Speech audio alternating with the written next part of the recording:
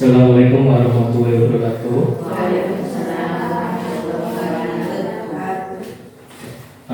Yang terhormat Ibu Kepala Sekolah SD Negeri 05 Jakarta, yang saya hormati ibu-ibu guru yang sudah hadir dalam acara aksi nyata diseminasi budaya positif.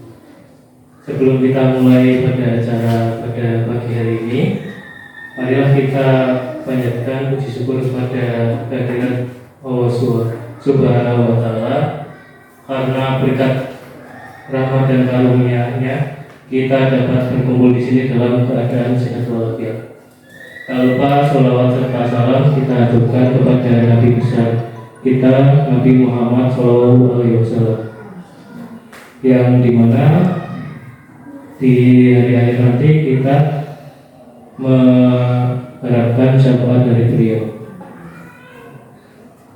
Kemudian saya mengucapkan terima kasih kepada Ibu Mariani selaku Kepala Sekolah SD Negeri 05 Jakarta karena telah menyediakan fasilitas demi terlaksananya acara ini dengan baik. Untuk mempersingkat waktu, langsung saja kita mulai acara pada pagi hari ini.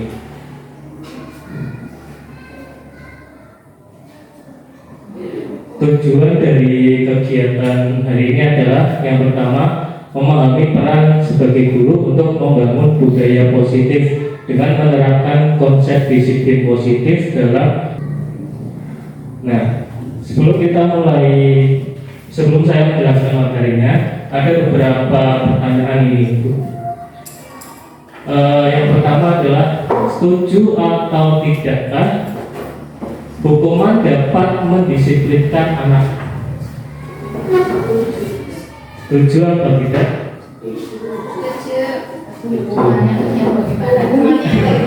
Iya, hukumannya bagaimana dulu?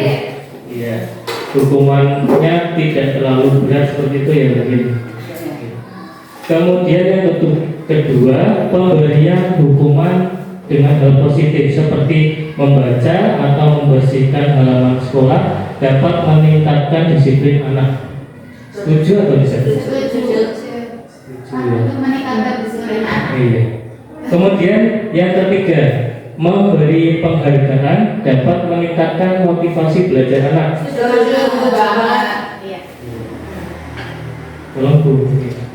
Nah, topik yang akan kita bahas pagi hari ini adalah disiplin positif dan nilai-nilai kebajikan universal. Yang kedua, teori motivasi, hukuman, dan penghargaan, kemudian restitusi. Yang ketiga, keyakinan kelas. Yang keempat, kebutuhan dasar manusia dan dunia berkualitas.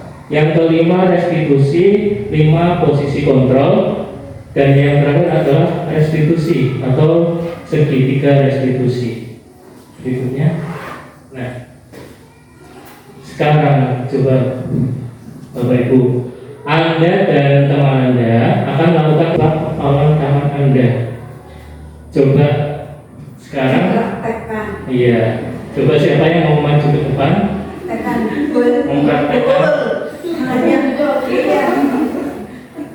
Karena menggenggam sesuatu dan Musri menggenggam sesuatu sulit untuk dengan apa isinya. Anggap saja itu hal yang sangat berharga bagi Bu Ulul. Buka. Iya. Coba ya. Dipaksa boleh, ini boleh, dikelitikin boleh.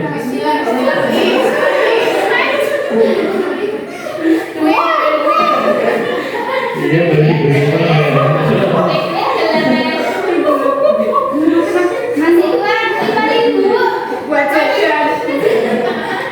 kurang mungkin itu. Nyopok ya. Silakan boleh duduk kembali. Terima kasih Bu Ulul, Bu Sri. Bu Ulul mau dengan mudah membuka kepala tangannya. Jadi tidak ya, udah dicoba Bu Sri memberi uang, dikritikin, dipaksa tadi ya. Nah, kemudian siapakah yang memegang kendali tadi saat Ulul mengepakkan tangannya? apakah Bu Sri yang memegang kendali atau Bu Ulnya sendiri? Ya pokoknya sendiri. Iya, Bu Ulnya sendiri. Nah, itu kenapa kok Bu Ulnya sendiri yang dapat membuka kepala tangan? Kira-kira kenapa ini? Untuk mempertahankan. Ya, karena yang di kepalanya itu kan sesuatu yang sangat berharga bagi Bu Ul. Ya. Slide berikutnya.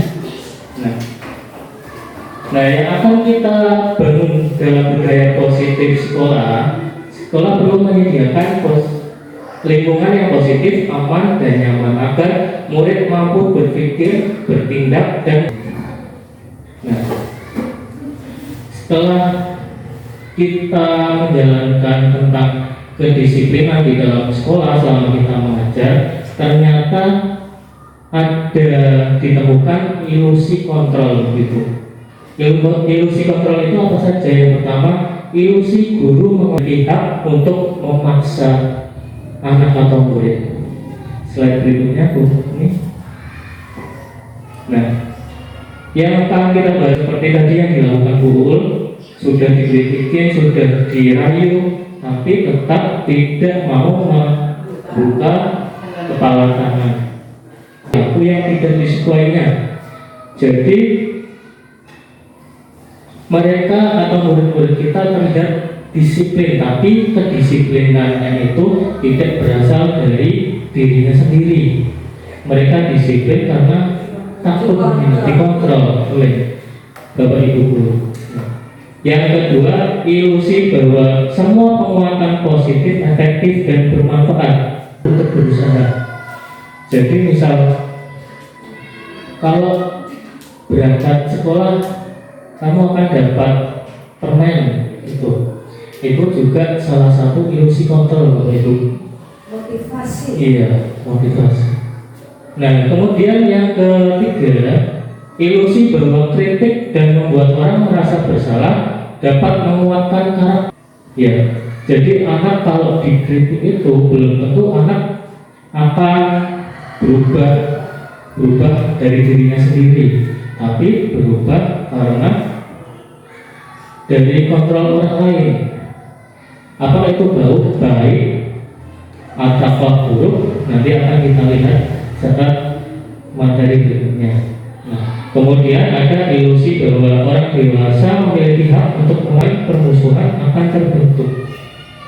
Ini jadi sebenarnya anak-anak kita yang terutama yang kelas tinggi ya, jadi mereka kan sudah punya keyakinan sendiri, sudah memiliki gambaran tentang apa yang mereka mau, bagaimana mereka akan berjalan menuju tujuan yang mereka tuju, seperti itu. Nah, kalau sebelumnya ini, kalau kita sebagai orang dewasa memandang kalau anak itu mungkin tahu apa sih, belum menjalani apa yang sudah kita jalani. Nah, itu kita memang tidak berhak untuk memaksa mereka. Jadi tidak boleh memaksa kehendak kita, memaksakan mereka harus apa. Jadi mereka itu sama dengan kita, sama-sama manusia, memiliki kehendak masing-masing, seperti itu. Selanjutnya ini. Nah, siapa sesungguhnya yang memiliki kontrol? Kalau tadi kita melihat ilusi-ilusi kontrol bahwa kita tidak boleh mengontrol anak atau murid. Lalu siapakah yang boleh mengontrol? Nah, di sini ada stimulus respon dan teori kontrol.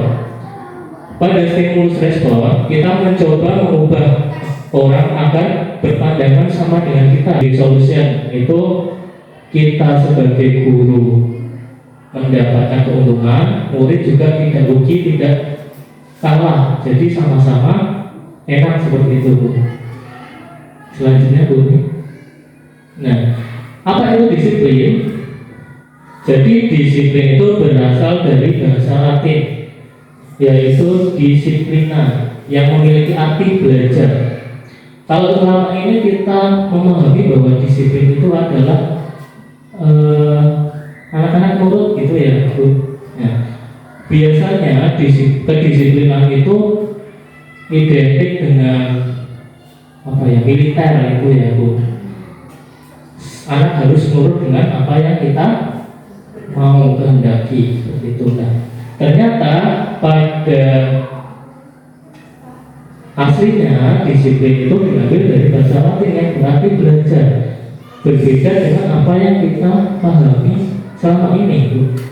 Nah, makna asal dari nilai-nilai kebijakan universal. Kalau selama ini kita kan di kelas mungkin sudah membuat peraturan kelas nih. Nah, kalau peraturan kelas itu kan biasanya detail ya. Misal berangkat pukul 7 terus di kelas tidak boleh ribut seperti itu ya. Nah, di sini kalau kita membuat peraturan seperti itu mungkin ada banyak sekali aturan yang perlu kita buat, perlu kita tuliskan seperti itu. Nah, biar mudahnya seperti apa? Kita akan belajar tentang nilai-nilai kebajikan universal. Jadi dunia ini selain tadi profil pelajar Pancasila ada IPO, Primary Years Program. Jadi ini semacam organisasi untuk meneliti pendidikan di dunia. Nah, mereka sudah meneliti yang berikutnya. Nah, ini kalau menurut 9 pilar karakter Indonesia, relasi, kedamaian, dan kesatuan. Jadi sebagian besar kalau ditarik garis lurus itu memiliki inti yang sama ya, tentang kepribadian yang diharapkan pada setiap murid. Kemudian kita masuk ke teori motivasi, hukuman, dan penghargaan restitusi. Slide berikutnya. Nah, teori motivasi perilaku manusia menurut pada teori ini motivasi yang mereka dapatkan itu adalah motivasi eksternal atau motivasi yang berasal dari luar mereka, bukan dari diri mereka sendiri. Atau kalau motivasi itu dari luar, itu dapat berjalan dengan jangka waktu yang panjang atau pendek ya kira-kira itu? Pendek ya. Kalau misalnya di kelas saya anaknya tidak boleh memanjangkan rambut, misal harus 2 cm maksimal. Nah, misal kalau mereka lulus dari sekolah dan di sekolahnya yang baru itu tidak ada aturan itu, apakah mereka juga akan tetap melakukan hal tersebut? Rambutnya akan tetap pendek? Belum tentu ya. Kemudian yang kedua adalah untuk mendapatkan imbalan atau penghargaan dari orang lain, atau imbalan. Jadi misal anak ulangan mendapatkan nilai 100, kemudian mendapatkan snack. Di suatu waktu karena kita tidak menyediakan snack, kemudian si anak itu tidak dijanjikan kalau kamu nilainya 100 nanti kamu mendapatkan snack. Kemungkinan anak itu juga tidak akan termotivasi kalau sudah terbiasa mendapatkan snack seperti itu. Nah, karena apa? Karena motivasi tersebut itu datangnya dari luar diri mereka, bukan dari motivasi dalam diri mereka. Nah, yang ketiga, untuk menjadi orang yang mereka inginkan dan menghargai diri sendiri dengan nilai-nilai yang mereka percaya. Jadi setelah tadi kita melihat nilai-nilai kebajikan, jadi anak diberi pemahaman tentang nilai-nilai apa yang mereka harus yakini. Setelah mereka tahu dan mereka dijelaskan bagaimana caranya, mereka diberi motivasi. Nah, karena mereka sudah tahu nilai apa sih yang harus ada dalam diri mereka sendiri, mereka akan berusaha melakukan sesuatu karena apa yang mereka yakini. Nah, motivasi ini adalah motivasi yang berasal dari diri mereka sendiri, karena mereka tahu apa yang ingin mereka lakukan, apa yang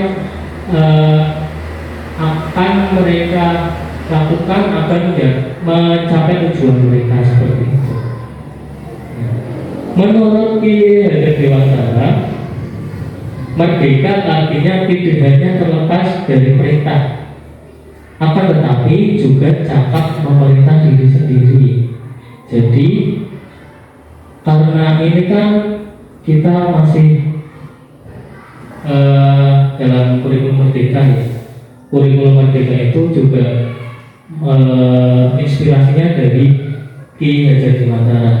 Nah, karena apa mereka ini Ki Hajar Dewantara ini memberi kebebasan pada anak-anak kita, karena dulu sistem pendidikannya kan dari Belanda atau VOC itu ya. Dari Belanda itu mempersiapkan kita sebagai orang Indonesia untuk menjadi pekerja mereka. Jadi kita dididik tidak diberi kebebasan, tidak dimerdekakan. Nah, apakah merdeka itu bebas, tidak boleh diatur sama sekali? Bukan seperti itu, ya, Bapak Ibu. Nah, jadi merdeka itu kita tidak hanya terlepas dari perintah orang lain, tapi juga kita harus dapat memerintah diri sendiri. Jadi motivasinya itu berasal dari diri sendiri.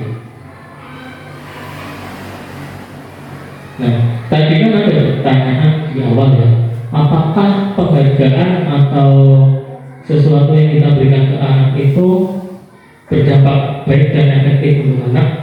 Nah, di sini kita akan membahas tentang dihukum oleh penghargaan.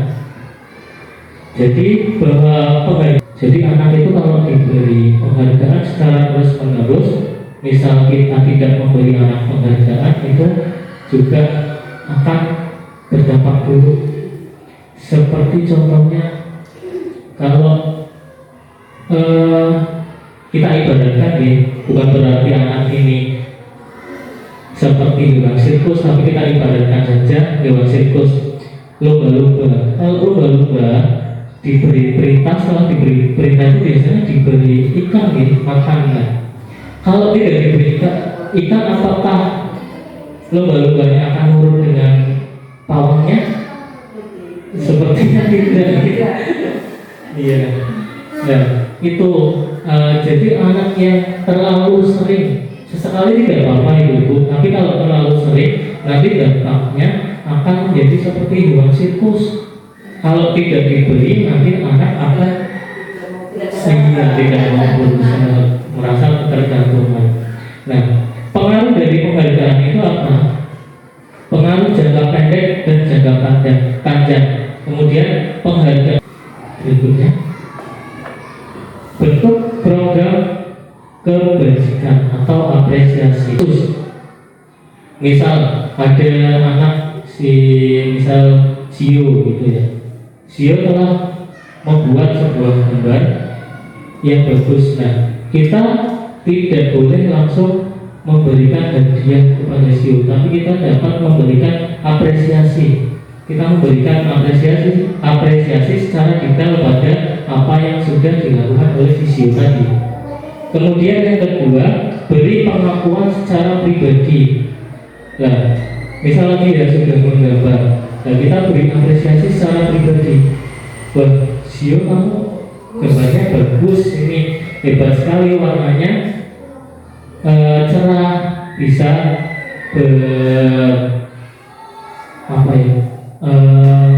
dapat menyatu dengan bagus warnanya, seperti itu. Kemudian yang ketiga, beri pengakuan kepada semua murid secara bergantian. Jadi semua murid itu berhak mendapatkan apresiasi, tidak hanya pada satu anak terus itu. Misal si A terus itu tidak boleh. Harus semua siswa diberi apresiasi secara bergantian. Kemudian yang keempat, beri pengakuan secara konsisten. Nah, ini sebenarnya ini yang paling sulit gitu, Ibu. Kita harus konsisten memberikan apresiasi kita kan kadang lupa atau kita mengerjakan sesuatu tidak fokus itu ya. Kemudian yang terakhir adalah fokus pada proses. Jadi kalau ada anak yang misal mengikuti lomba, itu lomba ternyata tidak juara, itu tidak boleh kita kamu kenapa kok kemarin tidak juara? Apa yang salah pada dirimu? Itu tidak boleh. Kita harus tetap memberikan apresiasi pada anak. Apresiasinya pada proses bukan hasil ya. Nah ini ada contoh orang murid baru di kelas. Ini kejadiannya misal ada siswa baru dan masih bingung dengan keadaan lingkungan sekolah, dengan teman baru seperti itu. Kemudian ada satu anak yang memberikan penjelasan pada siswa baru tersebut, dan kita harus peka dengan anak tersebut, kita memberi apresiasi gitu. Kemudian saya menghargai kepedulianmu pada saat kamu membantu teman-teman saat tugas kelompok. Nah ini misal ada si A, kemudian pada saat kerja kelompok itu kerjanya luar biasa, membantu teman yang sedang kesusahan. Kemudian misal tugasnya dia sudah selesai, beralih ke tugas yang lain, seperti itu harus kita apresiasi juga. Kemudian yang ketiga, terima kasih untuk rasa tanggung jawabmu pada saat kamu memungut sampah yang berserakan di lantai. Nah ini yang kadang kita sering lupa nih, karena mungkin kita berpikir bahwa mengambil sampah di lantai itu kewajiban anak karena itu tanggung jawab mereka. Nah sesekali kita juga harus memberi apresiasi pada anak bahwa apa yang dilakukan anak itu adalah sesuatu yang bagus dan perlu diapresiasi. Berikutnya tuh. Nah, coba di sini ada, kita akan menentukan hukuman atau konsekuensi. Yang pertama, mencatat 100 kali di dalam buku, saya tidak akan terlambat lagi karena terlambat ke sekolah. Itu termasuk hukuman atau konsekuensi?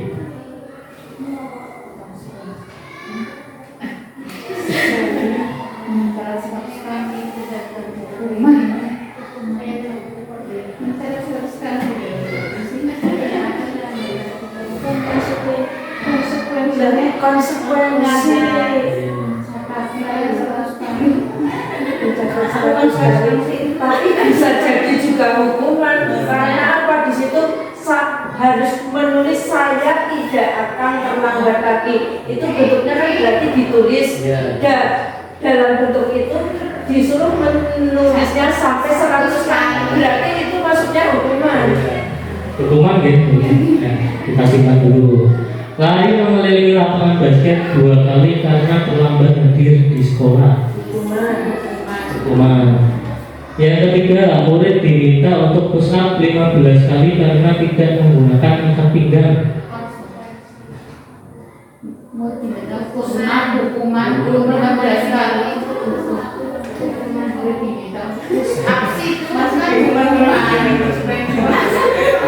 Ya, disimpan dulu jawabannya. Kemudian yang keempat, membersihkan tumpahan air di meja karena tersenggol pada saat belajar. Ya. Kemudian yang terakhir, lari mengelilingi lapangan basket 2 kali karena terlambat 10 menit saat pelajaran PJK. Ya, kita lihat jawabannya slide berikutnya. Oke.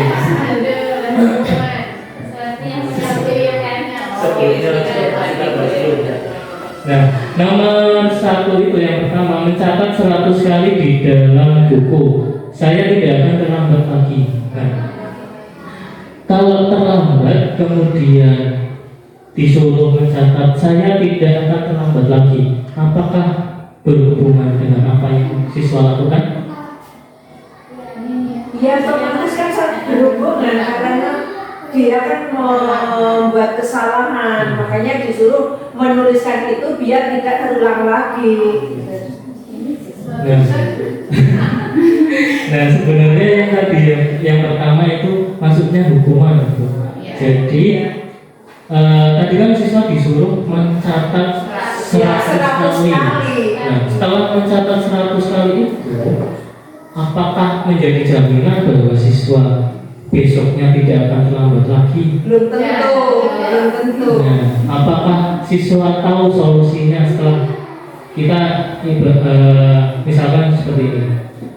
Si A itu terlambat, kita berikan hukuman disuruh mencatat 100 kali. tapi kita tidak memberikan solusi apa yang akan siswa lakukan keesokan harinya.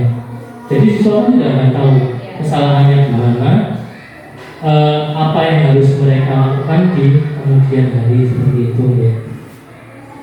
Nah, kemudian yang kedua, lari mengelilingi lapangan basket 2 kali karena terlambat hadir di sekolah. Ini sama dengan yang atas, bahwa hukumannya tidak berkaitan dengan kesalahan yang dilaksanakan oleh siswa.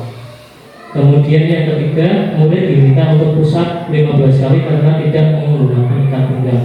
Ini juga sama hukuman. Nah, yang keempat ini membersihkan kumpulan air di meja. Itu maksudnya konsekuensi, karena apa yang dilakukan oleh siswa langsung mendapatkan solusinya. Solusinya itu apa? Jadi kalau konsekuensi itu fokusnya pada solusi. Nah, kalau yang terakhir, lari mengelilingi lapangan basket 2 kali karena terlambat 10 menit saat pelajaran PJOK. Ini tadi jawabannya apa? Nah, sebenarnya kalau yang terakhir ini adalah konsekuensi. Bedanya apa? Bedanya apa dengan yang kedua? Karena terlambat 10 menit. Saya masih bisa ya, tapi masih bisa mengikuti. Juga karena pelajaran. Ya, fokusnya karena pada saat pelajaran PJOK. Jadi kalau pelajaran PJOK itu kan biasanya pemanasan dulu ya. Nah, karena siswa itu terlambat, belum sempat ikut pemanasan, jadi siswa tersebut disuruh pemanasan dengan lari 2 kali keliling lapangan seperti itu. Jadi kalau dia tidak pemanasan malah nanti akan bahaya. Iya, karena diasingkan untuk sementara seperti itu. Berikutnya, nah, materi yang selanjutnya adalah tentang restitusi. Restitusi itu apa? Mereka inginkan dan bagaimana mereka harus memperlakukan orang lain. Jadi restitusi ini kita bukan yang memberikan solusi, tapi kita berdiskusi dengan siswa, apa yang sudah kamu lakukan ini dan kesalahan yang sudah kamu lakukan ini, solusinya apa ya? Biar solusinya itu datang dari siswa terlebih dahulu. Kalau siswa benar-benar kita tahu, baru kita membantunya seperti itu. Nah, ini kalau tadi kan perbedaan antara hukuman dan konsekuensi. Kali ini, jadi memberikan siswa pilihan apa yang akan mereka lakukan seperti itu. Kemudian menguatkan murid atau anak dalam jangka waktu yang panjang. Kita kuatkan anak agar anak tidak terus-terusan merasa bersalah dan pilihan yang mereka ambil itu tepat seperti itu. Kemudian pada restitusi, korban mendapatkan ganti.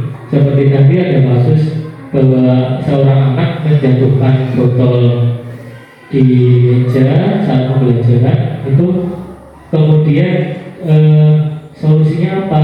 Si anak yang menjatuhkan botol itu membersihkan meja dan lantai yang basah. Kemudian murid atau anak mendapatkan penguatan. Jadi kalau tadi di konsekuensi, murid itu belum mendapatkan penguatan oleh bapak ibu guru. Jadi kalau dalam restitusi, setelah anak mendapatkan solusi, kita juga harus memberikan penguatan kepada anak. Besok harus gimana? Apa keyakinan yang sudah kamu percayai agar kamu menjadi seperti itu? Kemudian masalah terpecahkan. Murid belajar bertanggung jawab untuk perilakunya. Fokus pada pemecahan masalah dalam jangka waktu yang panjang. Kemudian ini yang kita perlu katakan adalah apa yang kamu yakini. Jadi keyakinan apa yang sudah ada pada anak tadi yang sudah dibahas tentang nilai kebajikan. Kemudian yang kedua, apa yang bisa kamu lakukan untuk memperbaiki masalah ini, hampir sama dengan konsekuensi. Dan yang terakhir, murid atau anak menghormati dirinya dan orang lain. Slide berikutnya. Nah, kita memasuki pada keyakinan kelas. Jadi restitusi yang sudah kita pelajari tadi tidak akan berjalan, Bapak Ibu. Tidak akan berjalan jika kita belum memberikan materi tentang nilai kebajikan, atau dari nilai kebajikan itu kita buat menjadi keyakinan kelas. Bagaimana murid tahu keyakinan yang ada dalam diri mereka sendiri kalau mereka belum tahu apa saja keyakinan itu? Mengapa keyakinan kelas? Mengapa tidak peraturan kelas saja? Jadi sudah saya bahas sedikit. Kalau kita membuat peraturan kelas, bisa-bisa satu kertas gambar full. Iya, tidak cukup, sangat detail kalau peraturan kelas. Sedangkan kalau keyakinan kelas, kita hanya membuat nilai-nilainya saja. Misal, kita di dalam kelas tidak boleh berbicara saat pembelajaran, kemudian tidak boleh mengganggu teman, tidak boleh membuli teman. Itu dapat kita singkat menjadi satu nilai kebajikan, yaitu apa coba kira-kira? Tertib, bisa menghargai orang lain, iya itu juga bisa. Dari beberapa peraturan bisa kita singkat menjadi satu nilai kebajikan. Slide berikutnya, Bu. Jadi kalau mereka hanya disodorkan oleh peraturan-peraturan, mereka tidak diberi pemahaman tentang nilai-nilai kebajikan, mereka masih bingung. Bahkan kalau peraturan itu kadang-kadang sering lupa karena terlalu banyaknya peraturan. Jadi bisa kita singkat tadi menjadi keyakinan. Nah ini ada contoh aksi nyata membuat keyakinan kelas.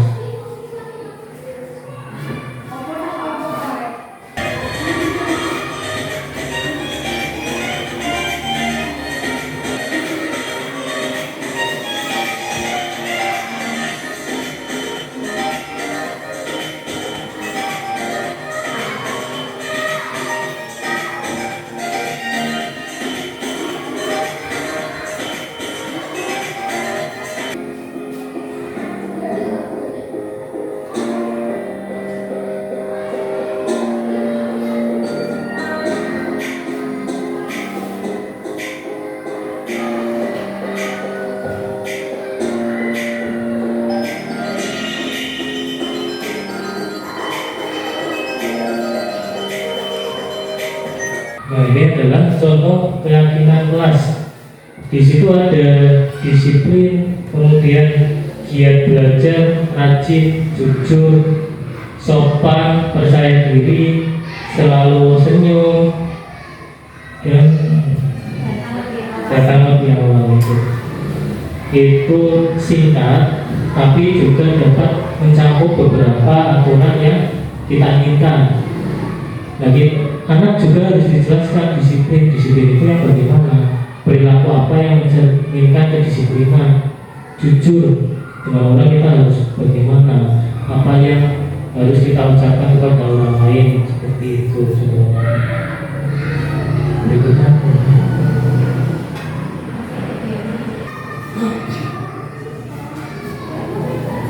Nah ini di sini ada dua contoh keyakinan kelasnya, itu yang mana?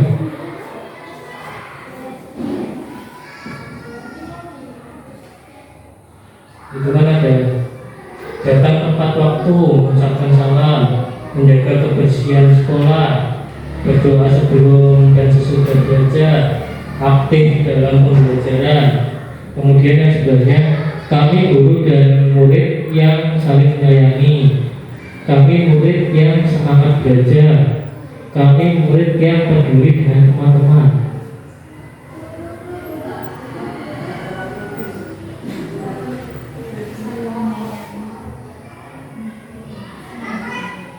Ya, kita lihat satu persatu. Datang tepat waktu, mengucapkan salam. Apakah ini merupakan keyakinan? Kesepakatan ya. Menjaga kebersihan sekolah, Ini kan juga kesepakatan. Nah, nilai yang kita fokuskan itu apa? Nilai kebersihan. Jadi yang termasuk keyakinan kelas itu adalah kebersihan, bisa mencakup segalanya, bisa kebersihan diri, bisa kebersihan kelas, sekolah, dan lain-lain. Kemudian yang sebelahnya, kami guru dan murid yang saling menyayangi. Itu bisa kita ambil nilainya saling menyayangi, bukan luas sekali. Yang kedua adalah yang bisa kita ambil adalah semangat. Dalam melakukan sesuatu harus semangat. Berikutnya Bu. Nah, materi yang berikutnya adalah 5 kebutuhan dasar manusia. Apa yang siswa butuhkan, apa yang kita sebagai manusia butuhkan ada dikelompokkan menjadi 5, yaitu yang pertama kebutuhan bertahan hidup. Berupa apa saja teman-teman? Makan, terus minum, seperti itu ya. Kemudian cinta dan kasih sayang. Sebagai manusia kita tentunya butuh cinta dan kasih sayang. Yang ketiga adalah penguasaan atau power. Power ini mengatur. Kita sebagai manusia kadang ingin orang lain nurut dengan kita gitu. Itu juga merupakan kebutuhan dasar. Nah, yang keempat kebebasan atau kebutuhan akan pilihan. Jadi kalau kita terlalu dikekang dan tidak diberi pilihan, itu merupakan termasuk pelanggaran hak asasi manusia gitu. Nah, sebagai manusia, kenapa? Karena sebagai manusia kebutuhan dasar kita adalah diberi kebebasan atau pilihan. Nah, yang terakhir adalah kesenangan. Itu adalah kebutuhan dasar manusia. Kemudian selanjutnya adalah 5 posisi kontrol. Selanjutnya nah, di sini dibedakan menjadi 5 posisi. Jadi kedua posisi kontrol ini sebaiknya kita hindari dari dulu. Jangan kita kualitas. Jadi goal itu diletakkan pada luar tujuan apa yang ingin siswa capai. Nah, pada posisi pembuku ini murid akan berkata, biarkan saja, nanti juga marah-marah lagi gitu. Jadi dianggap kalau marah-marah itu sudah biasa gitu.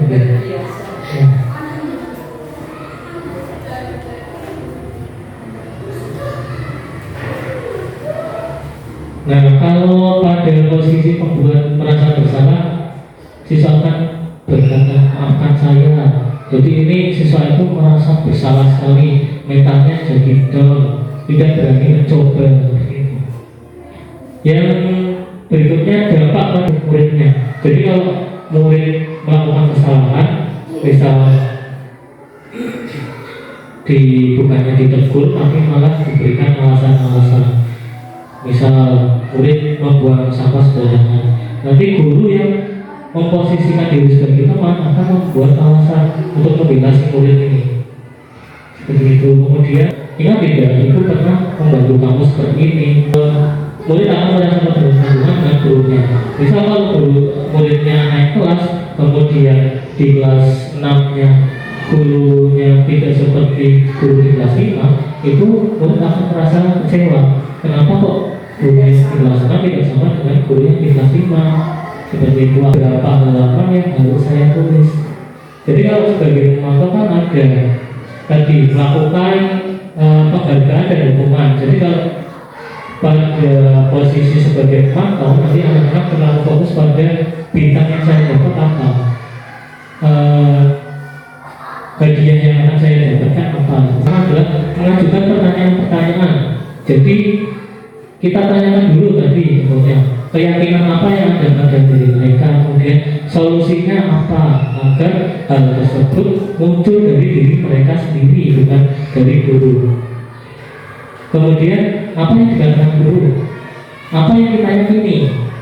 Jadi tadi kan sudah diberi kamu kerjakan apa solusinya untuk memecahkan masalah ini. Nah, hasilnya murid-murid yang kuat atas pribadinya diri mereka sendiri. Jadi mereka tahu apa yang mereka lakukan. Jadi karena mereka ditanyakan apa solusinya, mereka berusaha untuk mencari solusinya apa. Kalau terbiasa, jadi mereka akan terbiasa memecahkan masalah. Dampaknya bagi murid yaitu mengevaluasi diri, bagaimana cara memperbaiki diri. Mereka akan terbiasa melakukan refleksi, evaluasi pada diri mereka sendiri. Nah, ini ada sebuah contoh kasus. Pada saat kelas matematika, Ami terlihat sibuk mengobrol dengan Uti dan sama sekali tidak memperhatikan Pak Hadi yang sedang menjelaskan.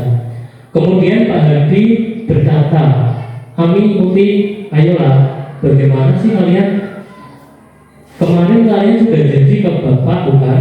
Kenapa mengobrol lagi pada saat Bapak sedang menjelaskan? Sambil ketawa ya sudah, tidak apa-apa, duduk dulu sana. Nanti Pak Guru bantu kamu ini, sambil senyum-senyum. Berdasarkan kasus ini, kira-kira Pak Hadi itu menerapkan posisi kontrol sebagai apa ya? Pendukung atau pembuat orang merasa bersalah, atau teman, atau pembantu, atau manajer? Teman gitu. Karena apa? Coba lihat. Di sini kan tadi kan mengajar, si Uti ya, untuk mengarah pada pembelajaran yang sedang disampaikan.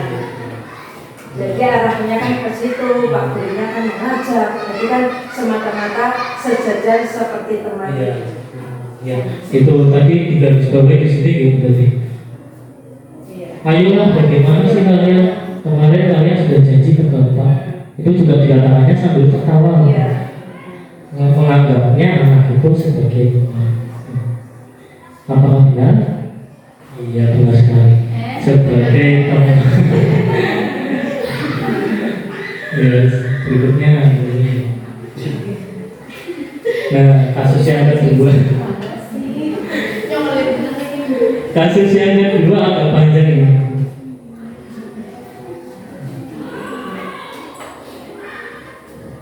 Anto dan Dino sedang bermain bersama di lapangan basket dan tiba-tiba terlibat dalam sebuah pertengkaran adu mulut. Dino pun menjadi emosi dan mengadakan kontak fisik, menarik kemeja Anto dengan kasar sampai 3 kakinya terlepas. Pada saat itu, guru piket langsung melerai mereka dan membawa mereka ke ruang kepala sekolah. Ibu Suti sebagai kepala sekolah berupaya menenangkan keduanya, terutama Dino. Dino, sepertinya kamu saat ini sedang marah sekali.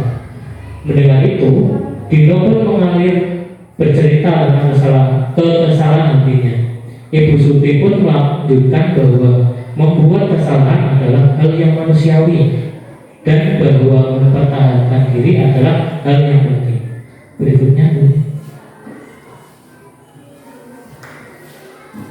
namun Bu Suti meminta Dino memikirkan cara lain yang mungkin lebih efektif. Karena saat ini Dino berada di ruang kepala sekolah. Ibu Suti melanjutkan bertanya tentang keyakinan sekolah yang disepakati, serta apakah Dino bersedia memperbaiki kesalahan yang telah dilakukan terhadap Anto. Dino pun akhirnya perlahan mengangguk. Kemudian Ibu Suti balik bertanya kepada Anto, hal apa yang bisa dilakukan Dino untuk memperbaiki kesalahannya?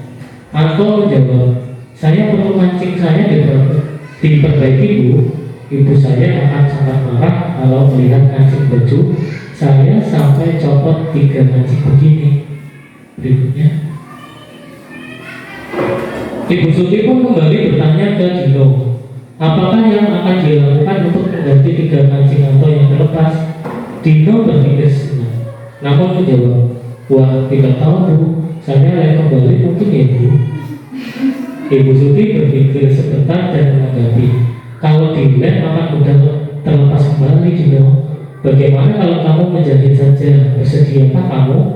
Dino tampak ragu-ragu dan menanggapi, menjahit? Mana saya tahu bagaimana menjahit Bu. Ibu Suti meneruskan, Apakah kamu bersedia belajar menjahit? Dino berpikir sejenak, memandang Mejanto dan menanggapi, yang mengajari saya siapa, Bu? Dengan cepat Ibu Suti menjawab, Pak Irfan guru tata busana. Dino kembali diam sejenak memandang Mejanto yang tanpa kancing. Akhirnya Dino mengangguk tanda menyetujui, dan sepanjang siang itu Dino belajar menjahit dan memperbaiki kemeja Anto. Terakhir kali melihat kedua anak laki-laki tersebut, Dino dan Anto pada jam pulang sekolah, mereka sudah bercengkrama dan bersendal gurau kembali. Kalau di sini posisi kontrolnya sebagai apa?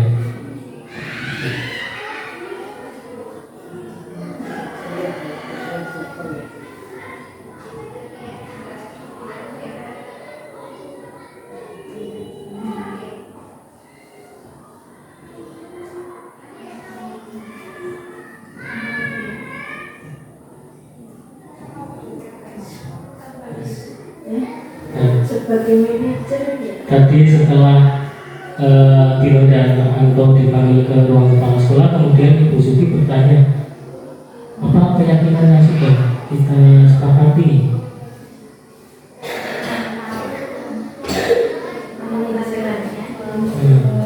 Kemudian kan ditanya juga Dino, apa yang akan kamu lakukan? Iya, bagaimana cara memecahkan masalah ini? Sebagai manajer, benar apa salah? Coba Umi lihat.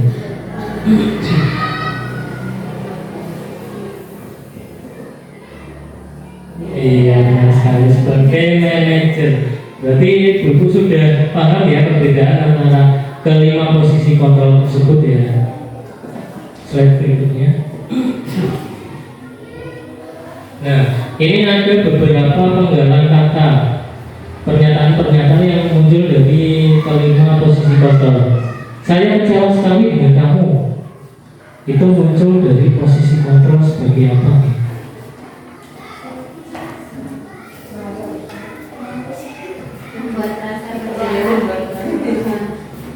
Membuat rasa bersalah. Kita simpan jawabannya dulu. Kamu tidak pernah benar melakukannya. Ini langsung dijudge itu, langsung diyakini.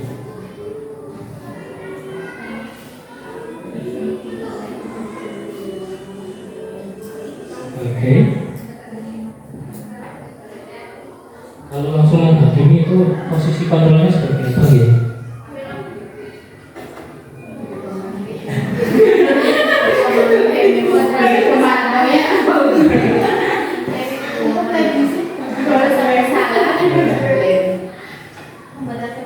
Pembatasan bersalah. Iya, simpan dulu nanti kita lihat. Ayolah, lakukan demi ibu atau bapak. Bagaimana? Simpan ya. Apakah kamu mau mendapatkan stiker bintang kali ini? Tadi antara hukuman dan penghargaan.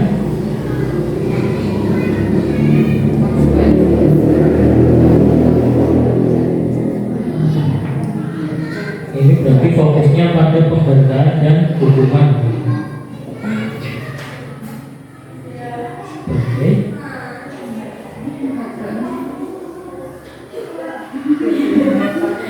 Penghargaan mendapatkan stiker bintang sih. Iya. Seperti itu.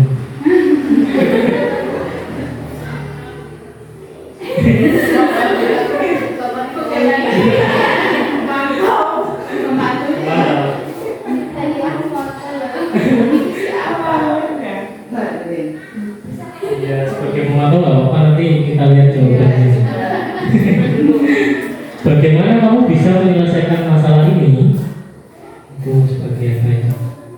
Berarti fokusnya pada apa sih itu? Kamu selalu yang paling terakhir,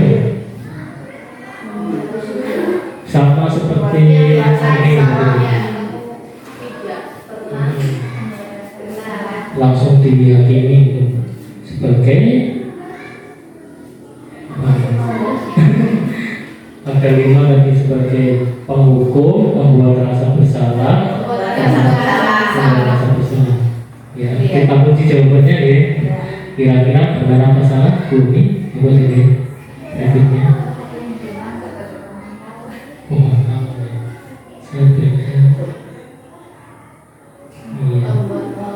Yang pertama itu sebagai membuat orang bersalah. Ya, kemudian yang kedua sebagai penghukum, yang ketiga sebagai teman, yang keempat sebagai pemantau, yang kelima sebagai manajer, dan yang terakhir sebagai penghukum. Benar berapa nih? Apa benar semua gitu? Benar semua.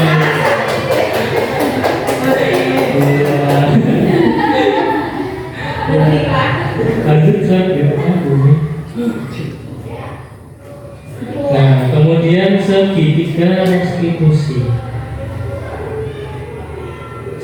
Segitiga restitusi itu, jadi ada 3 langkah yang harus kita laksanakan. Yaitu yang pertama, validasi tindakan yang salah. Yang kedua, menanyakan keyakinan, dan kemudian stabilkan identitas. Itu adalah segitiga restitusi. Akan saya jelaskan di slide berikutnya. Menstabilkan identitas yaitu menjadi positif terhadap dirinya. Seperti tadi ya Ibu Suti, saat Dino dan Anto masuk ke ruang kepala sekolah, Ibu Suti tidak langsung menghakimi mereka berdua, tapi Ibu Suti itu memvalidasi menstabilkan identitas mereka. Jadi menstabilkan emosi mereka dengan cara apa? Merasa kesal atau kecewa itu adalah hal yang manusiawi. Setiap manusia pasti pernah merasa marah gitu. Apalagi tadi kan diganggu seperti itu. Pada dirimu sendiri itu adalah yang sebaiknya kita katakan pada anak saat anak mengalami permasalahan. Jangan langsung menghakimi anak, tapi kita tanyakan ini terlebih dahulu. Kita stabilkan dulu emosi mereka, karena biasanya misal kalau ada anak berantem itu kan masih emosi, bahkan ada yang masih nangis ya. Dan kalau masih nangis atau emosi itu mereka belum bisa bercerita secara gamblang apa yang sedang mereka alami, permasalahan apa yang mereka, kesalahan apa yang mereka lakukan, seperti itu. Seperti tadi saat stabil emosinya Dino dan Anto sudah stabil, kemudian Ibu Suti menanyakan kepada mereka, apa yang kamu butuhkan sih? Kenapa orang tersebut sampai melakukan seperti ini? Kalau posisi mereka sudah stabil emosinya, baru mereka bisa bercerita secara gamblang. Nah, sebaiknya apa yang harus kita sebagai laki di situ anak mulai diarahkan untuk mencari solusi. Slide berikutnya, Bu. Nah, langkah yang terakhir adalah menanyakan keyakinan dengan apa yang sudah mereka yakini, kemudian apakah melanggar norma sosial yang berlaku di masyarakat, seperti itu. Nah, ini ada contoh penerapan budaya positif tentang segitiga restitusi.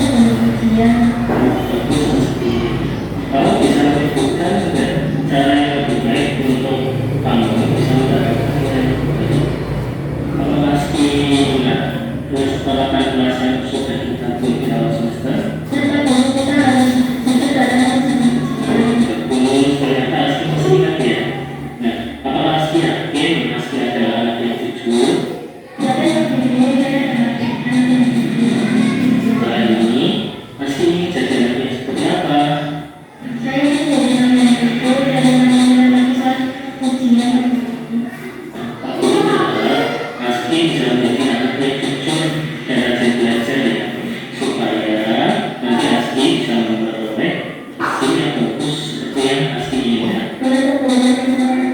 Nah, demikian yang dapat saya sampaikan. Tentu saja untuk melaksanakan budaya positif yang tadi saya jelaskan membutuhkan waktu ya, Ibu. Tidak semata-mata langsung berubah ya. Karena saya juga tidak bisa menjalankan seperti itu secara konsisten sebenarnya. Sebagai manusia kita kan kadang lupa, terus kadang tidak sesabar itu ya. Nah, jadi ini budaya positif yang baru ini juga kita harus konsisten, harus menanamkan pada diri kita sendiri untuk dapat membuat perubahan yang baik kepada murid-murid kita, agar murid-murid kita menjadi kelaknya menjadi seorang individu atau seorang manusia yang lebih baik lagi dan lebih mendapatkan kebutuhan-kebutuhan dasar mereka. Jadi kita sebagai guru sebaiknya bukan menambahi beban mereka, tapi mengembangkan apa yang sudah mereka miliki dan menumbuhkan agar mereka kelak menjadi manusia yang hebat. Seperti itu. Apakah ada yang ingin ditanyakan dulu? Monggo.